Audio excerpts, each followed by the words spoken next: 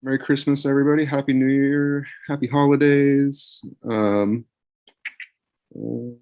there we go. So we would like to share this. Okay. Can everybody see the screen?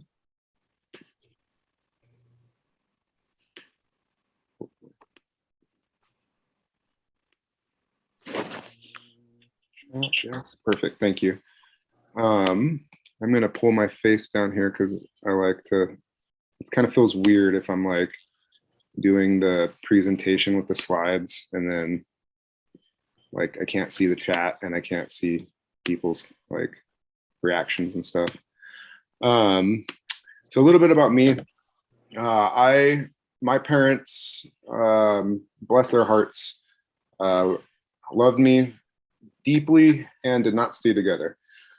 So not only do I know this stuff professionally, know it personally as well. And transitioning from my mom's house to my dad's house throughout the year was always difficult. And during the holidays, it was difficult as well. And it wasn't anything that at that point anybody was necessarily doing wrong. It was just a really hard situation.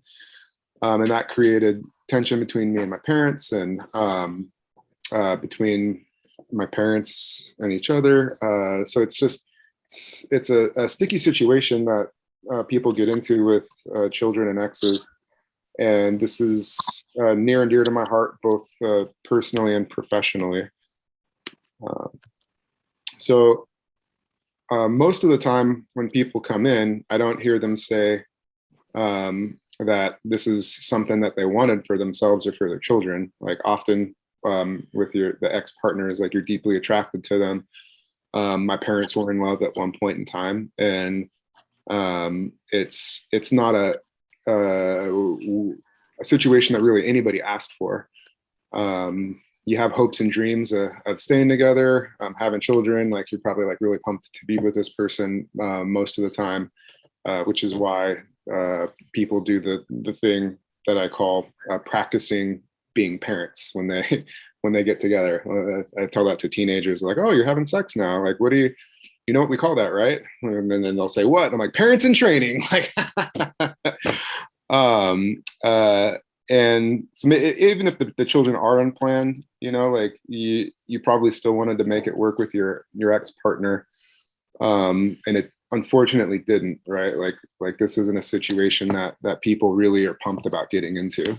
Um, uh, the bummer about this is, well, it makes a lot of sense for parents to break up for a number of different reasons.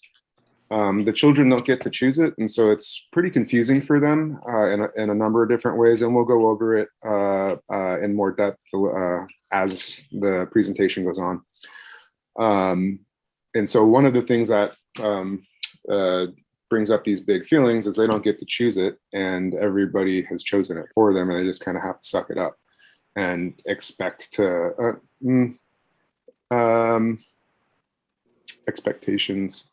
Some parents, I'm not going to make a blanket statement. Some parents kind of expect their kids to get it, and some parents are baffled why their kids don't get it. And there are a number of reasons for that. It's kind of situation dependent. The children are deeply grieving the loss of the family that they experienced before the breakup, and that's sometimes a process that takes on well on into adulthood. That's not always true, but often that's what's happening. They have to experience two new families, so the old family's gone, and now there's two new ones that they have to get used to, and it's a lot for a little kiddo. They might say things like, I really want you two to get back together. I love you and I love dad. Why don't you love dad, or why don't you love mom anymore? Some kids are pumped that their parents are not together because it was a pretty tumultuous situation. I find that that's not as often. Normally, even in really bad situations, kids are ambivalent. Um, and they're also ambivalent towards new partners if those pop up, if and when those pop up, because we're, as humans, our brains and our bodies want to connect with each other. So eventually people start dating, most likely, and kids have ambivalence towards the new partner. That creates a lot of big feelings. So they have to transition from, maybe mom and her new partner, or dad and his new partner. And those new partners have ideas and dreams that they're bringing to the new family as well. So there's a lot of change that are pretty life altering for kids. So the old culture is gone, and it's literally like two new cultures that are kind of changing. And a lot of the changes, the kids don't have really a whole lot of say in, which is role appropriate, right? So when you do split up from your ex, you are creating a new culture without them, a new family, a new household, and it is up to the adults to shape that for the kids. So don't hear me say that that's a negative thing. It's role appropriate, and like even though it's role appropriate, it's still very hard for the kids. So then this shifting from the two new evolving cultures and grieving the loss really gives kids a steady amount of stress in their life, which gives them big feelings. So if the kids are already struggling because of experiencing parents fighting, or a number of other school or mental health issues, this is going to kind of add on top of that. So they're going to, underneath kind of their day-to-day, they're going to be at a baseline of maybe like 10% higher stress than other kids. And we'll get into more about why that is. But when that happens, typically the big feelings come out, kids pop, and it's really difficult when the kids come back from the ex's house, and there's kind of like this getting used to being back at home at your home, because they technically now have two homes, depending on if the way this custody split. Sometimes the kids don't feel that way, but so you're probably here because you're noticing that your kid's having a hard time transitioning from one household to another, and identifying the transition periods is really important. Like how long do these episodes normally last? They can last, 1 to 3 days. It just kind of depends on what's going on with the kiddo, the stress level at the home they're coming to, what was going on at the home they're coming from, and a number of other factors. Sleep is a big one.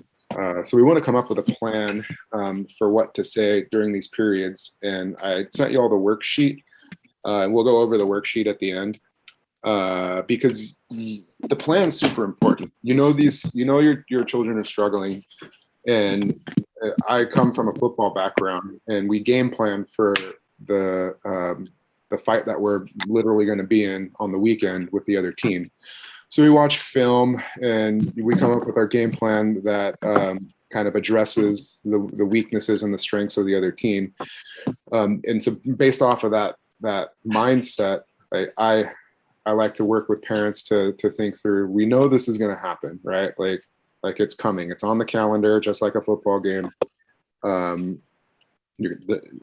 Billy's going to come back. Billy's going to have a hard time. And the trap that a lot of parents fall into is they're tired, and they kind of hope that it won't happen, because sometimes it's better and sometimes it's not.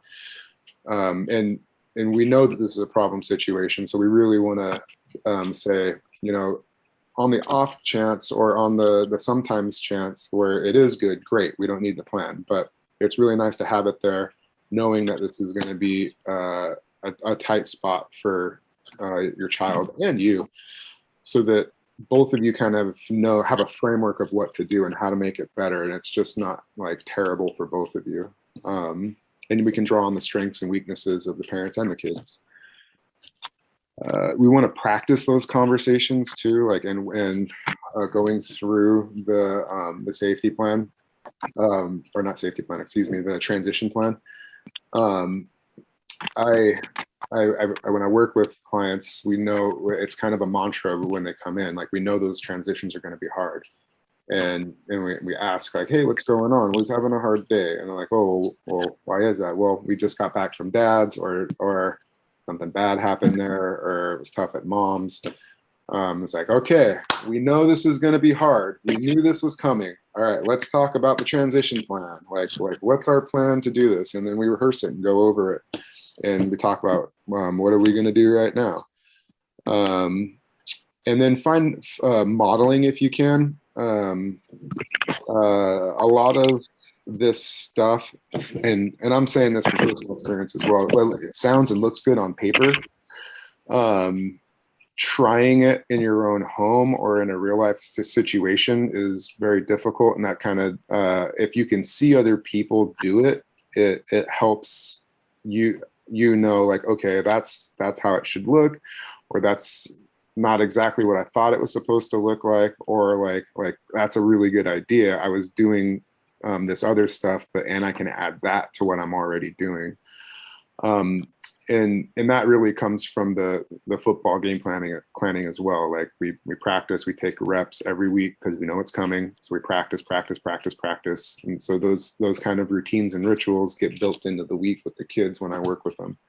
Like we're almost every day, depending on the situation, practicing in a different way, different parts of the transition plan.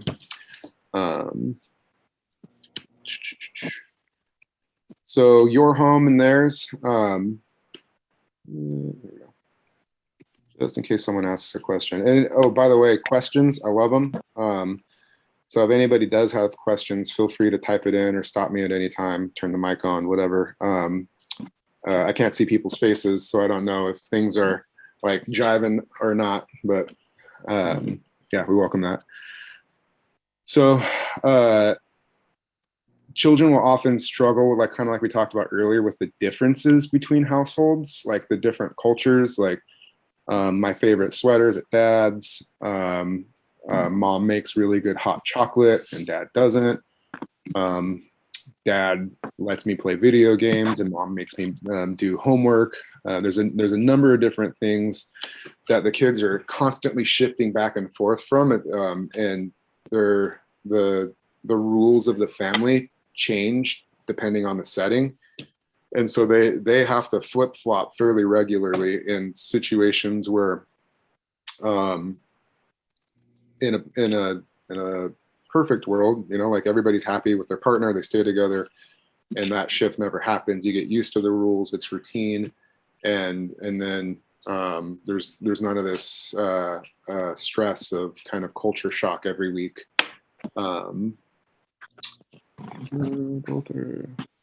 So it's there's going to be things about your house that they like, and things about the exes, and things about your house they don't like, and things about your exes that they don't like, and that's fairly normal. It's just kind of standard, you know, families 101, and that can get hard to hear. And I just want to encourage everybody that like it's normal. Like there's things about people in general that you like and don't like. My dear sweet wife, there are things about her that I love and things about her that I don't necessarily love. But because of the pain and the tension from being partners that are co-parenting or trying to co-parent, those situations can get difficult, just because of that residual, maybe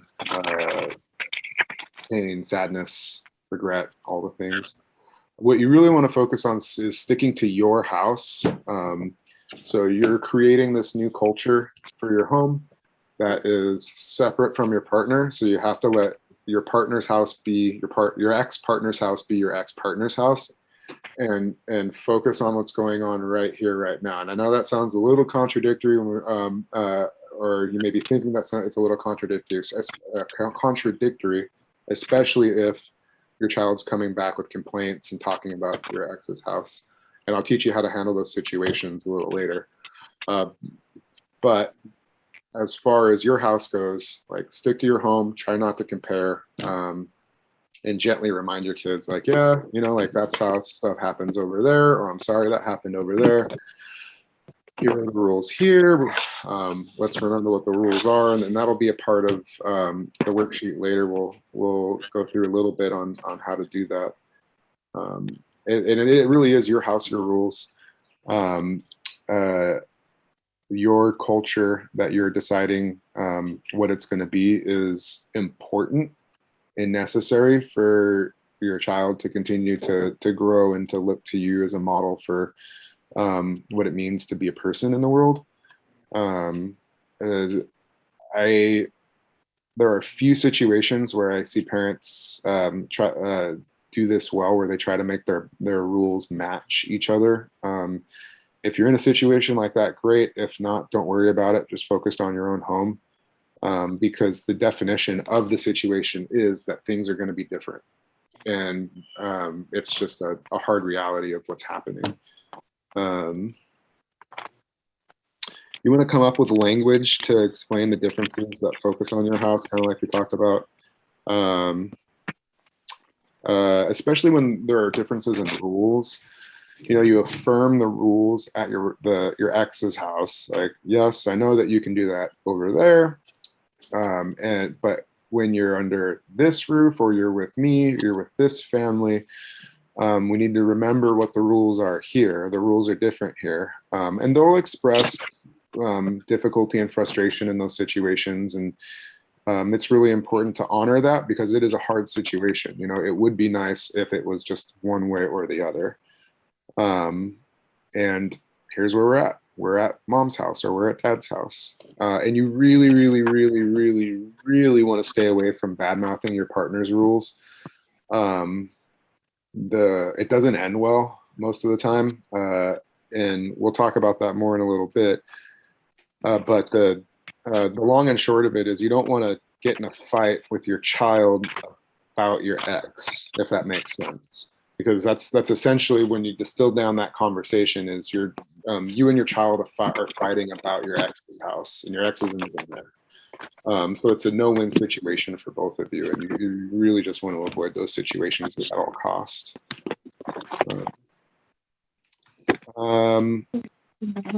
So you don't want it will be tempting to say, oh, well, that's how your mother is, or oh, that's how your father is, or something like that. You really, at this point, want to be diplomatic about differences, because the parental alienation, especially if the court's involved, can end up being a really sticky situation. And that's what's happening when the parent isn't around to speak for themselves and defend themselves. So when people fall into that trap, it's a odd situation for the kids as well, because they're going to want to fight you to protect the person that's not around, right? Because they love both of you extremely well, and that's natural. And so most kids will get in a fight in those situations because they're trying to protect dad, they're trying to protect mom, which is good. Like, that's a natural thing. And in these situations, it's the reason you need to be diplomatic is because you don't want to have to have your child protect your ex from you. And that's the fight cycle that ends up happening. And it's, again, like a no-win situation for everybody, really. Kids can withdraw too, and then just start shutting down if they know that your response is predictable, in that, like, you're going to there's going to be negative things that come out about your ex. The children will start to censor themselves, so, like, because it's a weird spot for them to be in, and so they don't share freely anymore. So, and what that means is you no longer know what's going on with your child, which is also not a good thing. Like, you want to know what's going on with your child, you want to know what's going on over at your ex's house. So you want to create an environment where we can be open and honest, right? Like, we're going to be the adults, and we're going to be diplomatic, and we're going to make sure that because we're already separated, there's no issue between us. We're not getting back together. They can't tell me how to live my life, and I can't tell them how to live theirs. The focus is on the child, right? So, like, you can hear the stuff that's going on over there. They can be open and honest with you, and they know that, you're going to be diplomatic and fair. And if you are able to be diplomatic and fair, they're going to share with you more freely. We don't want to sugarcoat things either. So like if bad things are happening at dad's house, we call them bad things. You don't call abuse something good, or say, downplay it if that's what's happening over there. But you want to be careful because you have to be objective about it. So it's one of those situations where you might want to get another person's ear to say, yeah, like that's, I think that's a fairly objective response, or no, like I think you're being a little hard in qualifying that from your personal experience with that person. And you do want to reflect the child's language, and this is really helpful in staying away from bad mouthing the ex. So you can tell the truth, and if your child has a good relationship with you, or they feel like they're able to speak freely, they'll give you the words. They'll hand them to you on a silver platter. So you just take their words and say, oh, like what happened at dad's house? Dad was such a jerk. Oh, dad was a jerk to you? That's interesting. Like, tell me more about that. Which is different than saying something like, oh, well, he's always that way. Right? Like that's the difference, or that's why I broke up with him, or something like that. When you use the child's words and you invite conversation, it changes the tone and the flavor of the conversation every time. You really don't want to ask leading questions or infer the negative things about your ex, because they're creating a new culture and a new family too. So they could be going to counseling, they could be changing, and I know that's hard to believe, but people do it.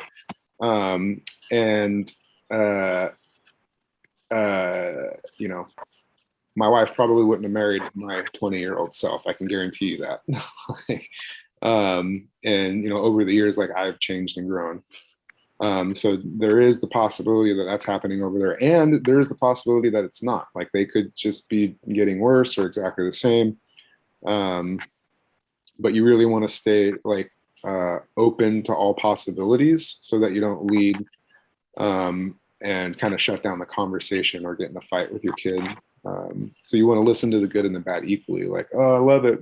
We went fishing and all this stuff. Like, that's great, buddy. Like, how big was it? Oh, your dad caught one too. That's cool. Or you were the only one. Oh, wow, crazy. Like, how did you catch those fish? Or how did your dad catch those fish? That's crazy. That the balanced conversation is really valuable, and that your children will speak more freely if they sense that from you. And that just goes into listening well, and inviting your child's feelings to come out and to be able to label them. And all this stuff really helps your child develop a language for how to deal with their emotions as well. So like, you're practicing the labeling the feelings and dealing with them with conversations that are really low risk. Try not to get defensive when your kids are talking especially about your ex's place. They likely, didn't want you two to separate, which is actually really good and natural for children to want their parents to stay together, because they love both of you, and they figure, like, mommy and daddy, I love both of them, and they had me, and they loved each other at one time, so I want that to continue. And that's normal. Daydreams. This is, yeah, I didn't proofread this. Their dreams have been changed due to the separation, and they have no control over that. We talked about that a little bit earlier. They'll always love and look up to your ex, and that's a good natural thing. Like, even though there are reasons y'all broke up, probably very good ones, your ex is likely not a completely evil person. So it's really important to kind of like hold on to that for your child's sake, that there are good things about them, and I can encourage my child to focus on those good things and continue to have rules in my home that foster respect, being responsible, being fun to be around, things that in general are good things for kids to focus on, which might not have been present with the reasons everybody broke up in those situations. And these are just things that I talk about that help people kind of not get defensive when their kids bring stuff up. The child has to give up one parent every time they go from one household to another, and that's actually a really big deal. So every time a child shifts from mom's house to dad's house to mom's house, they're functionally like leaving the other one, and every time that's hard. So they're never like, they never feel truly at home. Generally, not always, but generally. Sometimes they hate the house of one parent. But if they like both of them, it's like, I really like being here, but I miss mom. I really like being here, but I miss dad. So there's always this tug of war inside of them that's happening, which is a part of the stress. And so trying to remember that sometimes helps parents calm down that defensiveness. Like their child is in an emotional tug of war all the time. And then, if this stuff gets hard, not getting defensive in front of your child, I do suggest to take classes like this one, get some coaching or counseling. There's a lot of parent coaches out there, mediators, counselors who talk about this stuff a lot, and it's really in your child's best interest to be able to do this, even if there are really hard feelings, even if the ex was abusive. There's yeah. Okay. Weekly transitions lead to constant stress for the child, and this is kind of like what we were talking about earlier. I like to use the bucket of stress metaphor. Like if we have this bucket, and it's only able to hold so much before it flows over, and you can think of the water as stress. Like in somebody who's high functioning, they haven't had a lot of mental health issues or family issues, like their bucket doesn't have any holes in it. So the water goes in there, and they can actually handle like quite a bit before it spills out, like, and makes a mess everywhere. Well, in these situations, the kids have holes in their buckets, all kinds of different places at different levels. So they come with a normal bucket, but their level of where it spills out and makes a mess can be very different, and there can be multiple holes. So they're really not able to hold or manage as much stress as other people. And then that really leads to little things causing them to blow up potentially, like getting told no, not getting what they want, having to do homework and chores. So all these normal everyday frustrations, people with a fully intact bucket, they're like, frustrated. I'll go and do it. Maybe you have to ask them 3 or 4 times, but they're generally able to do that, even though they're a little frustrated. Kids that are in these situations can blow up, get really obstinate, and shoot themselves in the foot, and then they get in trouble. And you're frustrated, they're frustrated. It's not going well for everybody. And that's because of what we were talking about before, that like kind of steady baseline of stress in their life. The frustrations, thankfully, though, like when this happens, the transition periods are typically finite. Like it's 1 or 2 days or 3 days if there was a bad situation that happened, and there's kind of like this groove that they get into, and a lot of parents notice it when it happens, like, oh, I got my kid back, they've adjusted to my household. Some more do's and don'ts. We'll start with the don'ts. Don't compare households. Stay as neutral as possible with your child, kind of like we talked about earlier.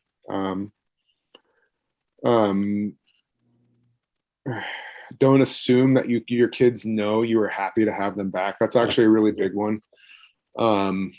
and we'll talk about that when we go over the transition worksheet.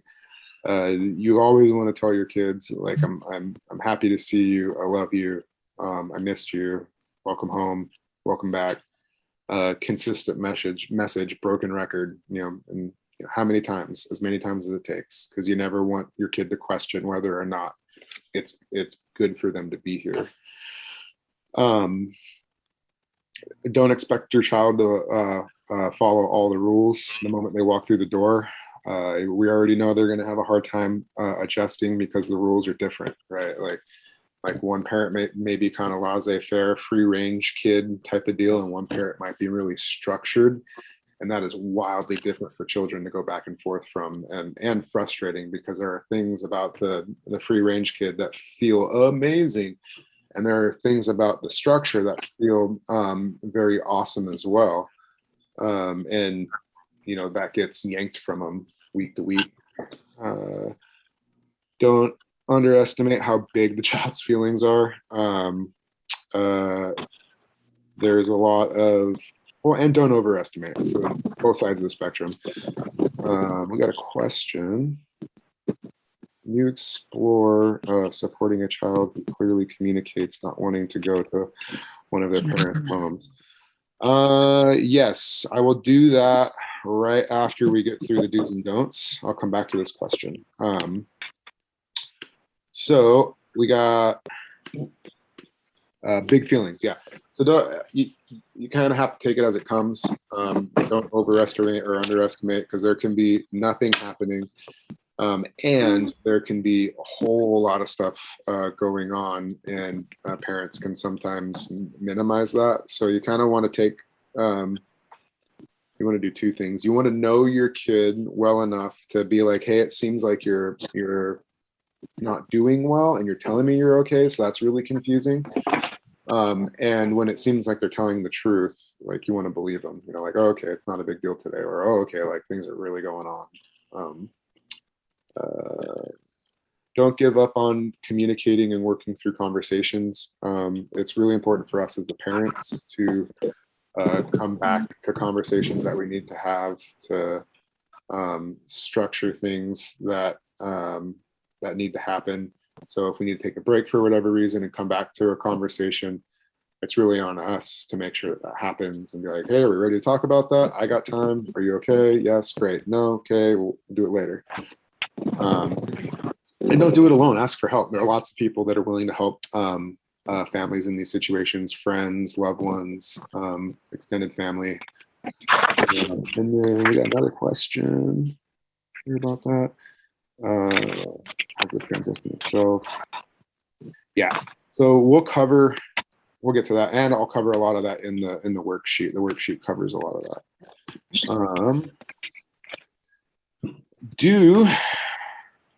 Keep the first night chill. So like I tell a lot of parents that keep the expectations low, especially the first day. You want to really think about that kind of the hierarchy of needs, sleep, rest, food, fun. And it doesn't mean that they don't follow any rules, but what it means is your focus is different, right? Like, that this is hard for your child, so you're trying to help them get some R&R before they get back to work, quote unquote.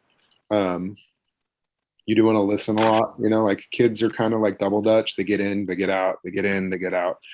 They're not like adults typically. They tend to not have very deep conversations for a very long time. So they'll kind of drop something that's really big, really quick, maybe test the waters, or that's all they could really manage. And then they'll, kind of back to playing Legos or whatever else everybody was doing. Every now and then they'll stay deep, but for the most part, it's like double Dutch.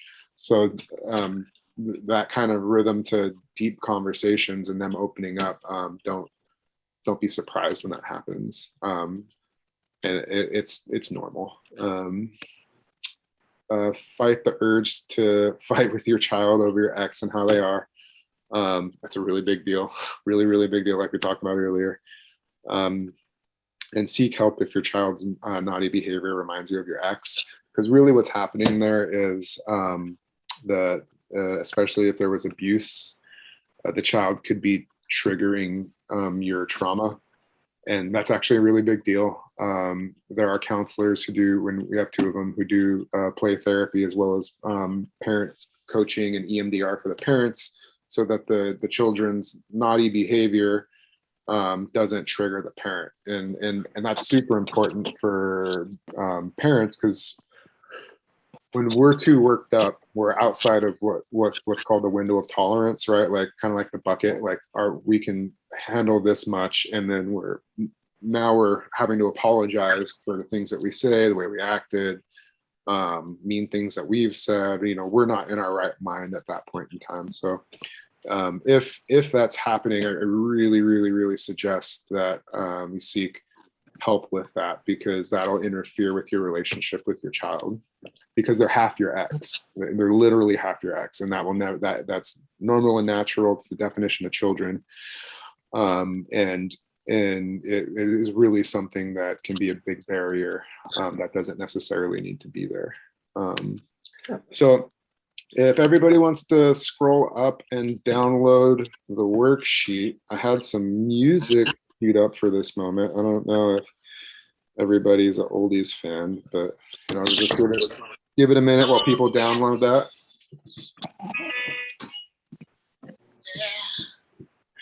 Something that can make you do wrong, make you do right.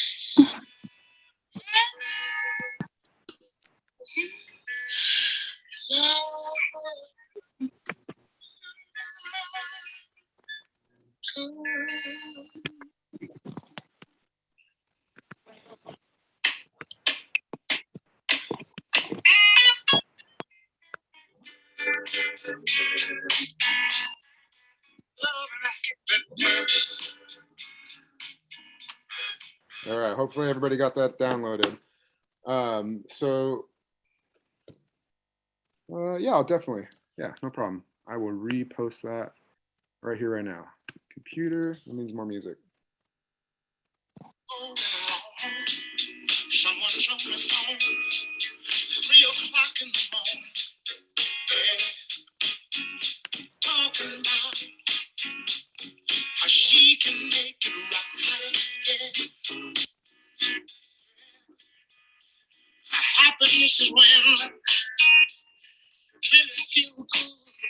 Yeah, I'll be dancing. Oh.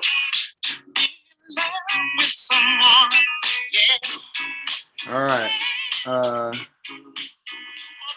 Everybody should be able to see it now. Just making sure, checking in. Can we get a thumbs up or a yes? Everybody has access to the transition worksheet.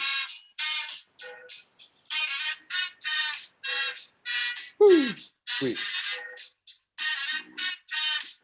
Can't download it. Shoot me your email, or actually, if you would please email me, I'll send it again. I'll make sure to send you a copy. No, I'm functionally computer literate, but I'm not like completely fluent. So I wouldn't be able to troubleshoot it right now, but I will definitely make sure that you get it. Just shoot me an email and let me know what you need. I'm happy to get that to you. All right. So we want to kind of go through this worksheet in light of these two questions. They're great examples. I would say a couple of things just right off the bat with kids not wanting to go to your ex's place, to dad's or mom's. If there's a parenting plan in place, like they don't get any choice in that. The court has spoken, and we have to honor that. And so it's very, very difficult for everybody, and those are really bad situations. And I would say if there are safety concerns, definitely get CPS involved. Definitely get a lawyer to try to reevaluate the parenting plan. And I know that lawyers are expensive. Like like right now they're expensive. We're moving and I had to get a lawyer to help us out with a few different things, and they're expensive. In the long run, you will thank yourself. You'll thank the people that you borrowed money from, because if there is abuse going on, it's really important to protect your kids. And lawyers are worth their weight in gold for how they can protect your children and some of the things that they can set up. Um, so um, with that in mind, we'll kind of we'll go through this worksheet, kind of thinking like, okay, our kids don't want to go over there, right? Like they like it here, bad things happen there, or they just like it here better. They don't want to go over there. Um, After coming back from your ex's place, kind of like we talked about before, like what's the transition period? We know they have a hard time every time. How long does it last, right? And that really goes back to like knowing, game planning, knowing the situation, knowing your child. Really, kind of for me in that football mindset, we got something coming up. We want to define it as well as possible. Um, you really want to know what helps your child calm down, like, and if you don't know, that's okay, but that's something that needs to be explored, and literally make a list of things that help them calm down. Is it, hot chocolate dates? Is it walks? Is it drives? Do we need to go to the comic book store? Do we go and play with the dog? Do we play outside? Video games is not an option.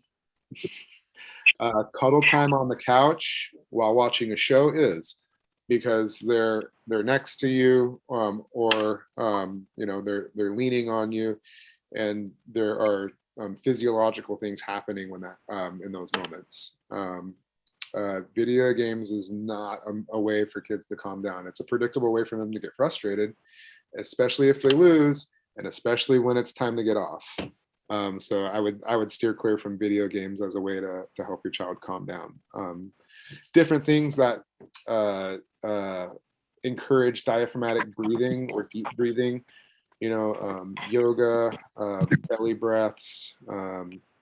There's little gifts that you can do. There's apps, Fitbits, exercise. Like exercise actually forces us to take big deep breaths because our bodies are working hard. And those are just some things that predictably help people and kids calm down. Playing board games, playing in general. And then knowing what makes your child upset, right? Like, what are the things during this transition period that are likely going to set my child off? And you probably have a long list of those. And having those on paper and being able to plan for it is just important, right? Like here are the problem areas, and the calming strategies are the strengths, right? And so you plan for the things that are going to be touchy, and you use your strengths to kind of combat some of those things.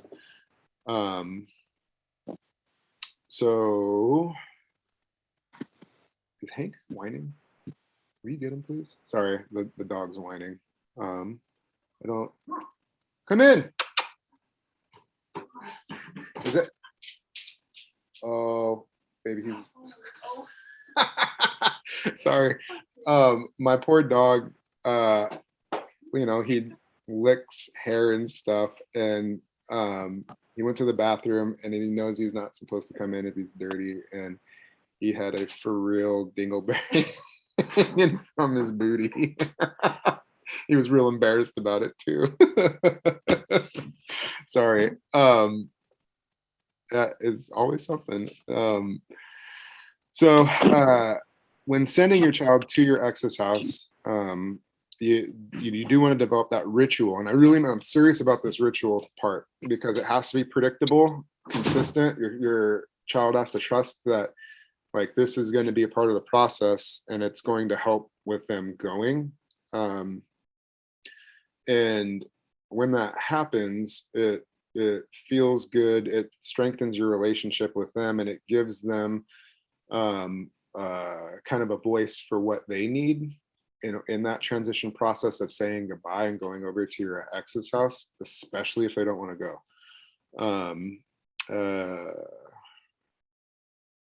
And you want to tell them, like, I love you. looking forward to seeing you when you get back. Um, and do say the words. I'm really serious about that. Make sure you say the words. Don't assume that your child knows that. You want them to be tired of hearing you say it. Like, oh, you always say that. I know what you're gonna say. I'm so happy that you know what I'm gonna say. I'm gonna say it just so we don't break tradition. Um, and then you do ask them, if there's anything they need or want before they leave, right? Like, hey, I know this is hard for you. I know you don't want to go over there. Is there anything that I can do to make it better before you go? Do you want to go get a burger? Do you want to pack some clothes? Like, do you want to make sure that you have your cell phone? They'll be able to communicate their needs, and giving them the space for that aids in the transition. And then you want to ask, like before they go, do you have everything you need, right? Like, is there anything else you need? I know it's going to be hard over there. We just wanted to check in and make sure, because I love you. And if they don't know what they need and they feel like there is something, you can brainstorm with them and just list some stuff off. Would it be helpful if you brought a blanket or an extra sweater, or do you want to bring a picture of me? And that's kind of building the ritual together, because and asking them, what do you want it to look like? When we say goodbye, and that's number 4. Like, here's our things that I think are important, right? Kind of that back to like, you're the parent and you're developing this culture in the new home, knowing that like this is a part of the picture. So here's what the things that I think are important. Is there anything that you think is important? Is there anything you think we need to do before you go? And it could involve like all this other stuff we're talking about that are potential emotional regulation stuff, like naps, going for walks, going out for dinner, or maybe just I don't want to talk about it too much. I just want to kind of go about life normally. Is it better for direct transitions? Well, that's kind of like what we talked about in number 4. You really want to say, well, it depends on how abusive and hostile your relationship still is with your ex. That's thing 1. If you two can't be in the same room and have it go well, I would say that a mediated drop-off pickup is probably best. But if you can be in the same room and be relatively civil, ask your child, what do they want? What's good for them? Oh, I just want to go over there after the basketball game. Okay, great. Like awesome. Dad can pick you up from the basketball game, or dad can pick you up from school. But again, like there are certain things that you as a parent have to make sure that you're taking care of, because we're the adults. And if like if I am there, like this is going to go poorly. I mean, I wouldn't put my kid through that. But if it's like hard, but you two can be civil, definitely ask the kid, like get their ideas and seeing like how they would like those transitions to happen. Thank you for the question. Love questions. And then develop a welcome home ritual. And again, like I mean ritual, like this is like a metronome. We're doing this every single time. I know this is going to be hard. I know this is not fun. I know that you probably have some big feelings right now. And then we start doing this stuff. So expect a length of like 1 to 3 days. And really, like we said earlier, really define what it looks like for your child. And communicate it to them. Like, hey, normally it takes this amount of time for things to get better, for us to get back in the swing of things, for kind of like that icky feeling to go away, or the sadness to go away, or the anger, or whatever. It takes about this much time, so that they can start to notice it too, right? So you're framing all this for your child, so they know what to do. They know what to expect. So they're kind of like not tossed around by the feelings of the events. And this is really teaching them emotional regulation skills as you do this stuff, and give them the language and the methods of handling it. You do encourage them, like it's going to be hard, and that's okay. That's normal. Mom or dad's going to be here. Like, I'm going to be here for you. We'll talk about it if you want, and we'll have a plan, and we'll come up with one together, and then you follow through with that, right? Encouragement is just wishful thinking unless you follow through with it. So it's really important for us as the adults to be credible and trustworthy. So when we say these things, we just got to follow through with it, right? And we don't have to have the answers. It's like, hey, like, we know that we're going to work through it. Like, we know we're going to come up with something. We know we're going to try. We know we're not going to give up, and we're going to keep doing stuff. We're just not going to roll over and die and have this be awful. And so in that way, you kind of stay upbeat about trying to figure it out and stay hopeful, which your kids really need. And then welcome them back. Again, the words are important. When you see them, 100% every time, communicate, I love you, it's good to see you. Is there anything you need? Food, rest? You want to talk? You want to go for a run? You want to go for a hike? You want to go fishing? Have some fun? You need some alone time? Because there are those introverts out there. I'm not one of them. But some kids do need that alone time. Like, they need to be outside or playing with their Legos or something like that. They're like, I need some alone time. I need some Lego time. I need some outside time in order to help with this transition. So, all right, cool. Welcome home, good to see you, Legos, dinner's going to be in an hour, something like that. Again, keep the expectations low and focus on emotional regulation, and their needs may fluctuate until they reach homeostasis, meaning that, like, they might be fine 1 minute and then not fine the next, and then, like, the kind of like the come down, like, I'm tired, and maybe irritable later, or happy. But there's going to be some ups and downs during this transition period, and we're riding the roller coaster. We know it's coming, so we're riding the roller coaster, or surf, right? We know the waves are coming, so let's surf them. Harness the energy. If it's blowing up, oh, I just said I did something good. I don't know. Like, you're taking great breaths because you're talking so much. When you start talking with them about rules and expectations in your home, right? Because there is that, like, period of, like, I'm helping you out.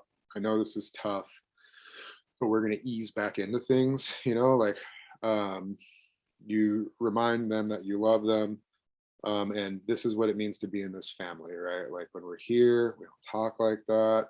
We say please, we use sir, or we just get up and get food. It's totally fine. I know it's different over there, but here it's fine. If we make a mistake here, it's not a big deal.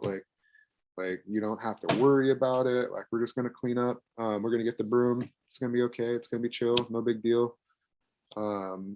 Whatever it means to be in this family, like, you remind them of that. Like, hey, remember, you're here. This is what it means to be here. And then I do ask the question too, like, flat out, like, I know this is hard. I know the rules are different. How can I help you follow the rules? Right? Like, I know it's hard for you to come back here and to follow these rules because I know they're different. What can I do to help? Is there anything that you need to follow the rules? I need reminders. Great. They might start complaining. That's okay. If they start complaining about the differences, you already know what to do. We got it covered in the earlier parts of the class, right? Like, hey, like, yeah, it's tough. I don't let you eat ice cream in the living room. Your mom does. That is super confusing. I totally get that. And that's a bummer. But those are the rules here.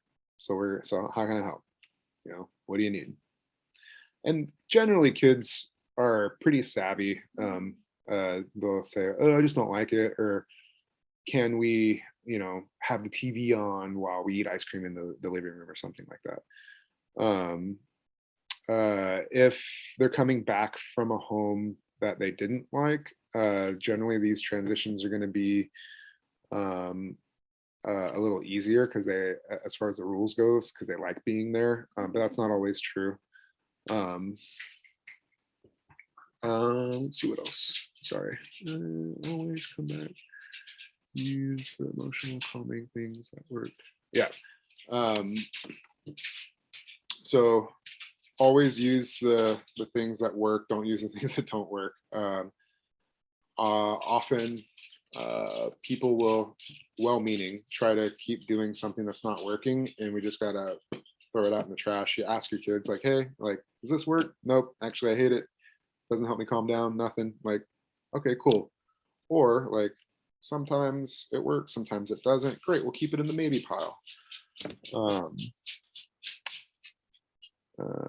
And remind and label it for them, right? If they're struggling, hey, can see you're struggling with the rules in our home. Like, maybe it's time we take a break. Breaks are awesome. So timeouts or time ins, again, introvert, extrovert. Some people can't emotionally tolerate separation when they're struggling. Like, it actually makes things worse. So you do a time in, like, okay, cool, we're just gonna hang out. We're not gonna talk about anything. We're gonna cuddle on the couch. We're just gonna be in the same room. I'll play Legos with you. We're not going to talk, or something like that, right? It's a time in, right? Time together where nothing important's happening. Timeouts. Okay, great. Go to your room. No problem. Play with Legos. You know, like, go hang out on the floor with the dog. All good. And then circle back when you're ready.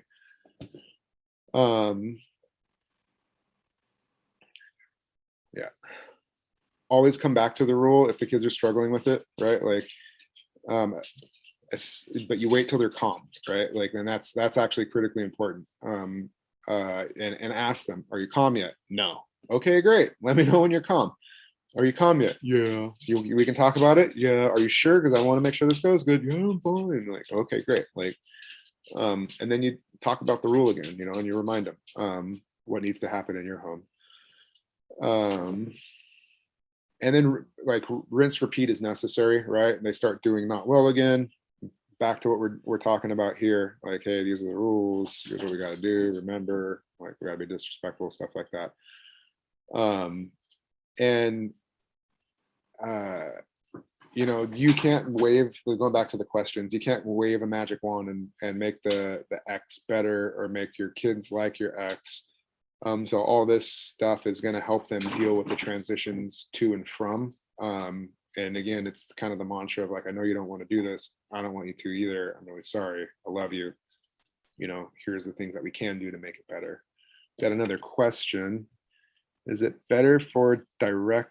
Oh no, that's the old one. Sorry. There was another one. So we scheduled 2 hours. It looks like we got done in one, as far as, like, me just going through the material. I'm not sure that I answered completely the 2 questions.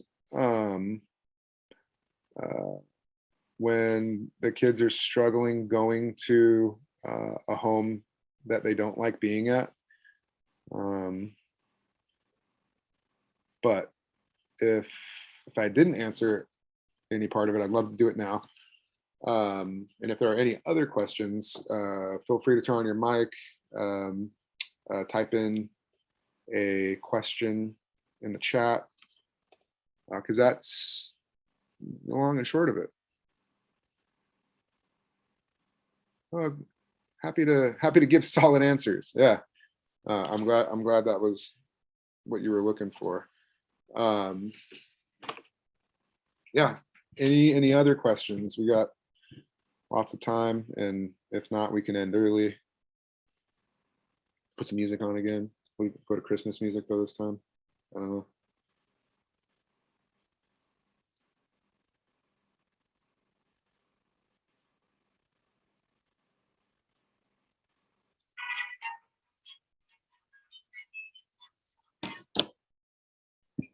All right, we'll give it one more minute for any questions. And Paul McCartney, a little bit of Paul McCartney, or the rest of Paul McCartney. And seriously, feel free to reach out if there's any questions that pop up from this, or if you want the slides as well, just email me. I am more than happy to, yeah, 100%. Will you do me a favor and email me, because I don't want to pull up another screen right now while we're recording and while, oh, that's not the right one.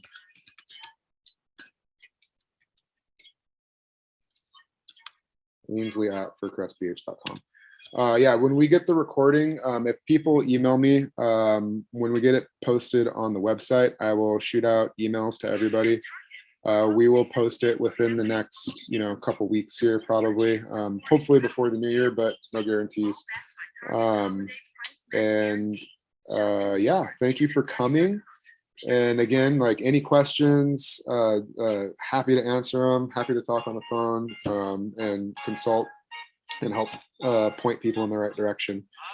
So I'm going to turn the recording off somehow. I gotta stop screen share, and then we're going to stop recording.